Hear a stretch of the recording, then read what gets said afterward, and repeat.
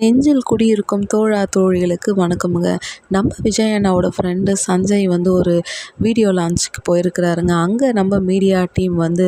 சஞ்சயை பார்த்து கேள்வி கேட்கும்போது, இப்போ அது வேண்டாமே ஆன்ட்டு சஞ்சய் சொல்லவும், அதுக்கு அவங்க சொல்லணுமா, ஏற்கனவே பட்டாசாக பேசுகிறவங்க இப்போத்துக்கு இது வேண்டான்னும் போது, என்ன சார் விஜயை பற்றி பேசினா ரொம்ப பயப்படுறீங்கன்னும் போது, அந்த இடத்துல விட்டு கொடுப்பாரா, டே என் நண்பன்டான்ற மாதிரி, எங்களுக்கு என்ன சார் யாரை பார்த்து நாங்கள் பயப்படணும் போது, இல்லை சார் விஜயை பற்றி கேட்டாலே அப்படியே பேக்கப் ஆகுறீங்க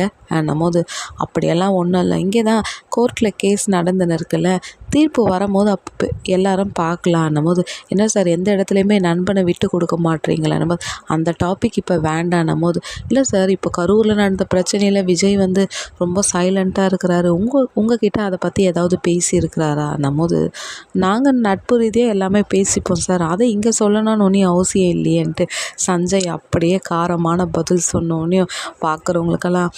நீ நண்பன்டா படத்துலேயே அப்படி நடித்தார், உண்மையில் விட்டு கொடுத்துருவாரா நண்பனை சஞ்சய்? லைக் பண்ணுங்கள், சப்போர்ட் பண்ணுங்கள்.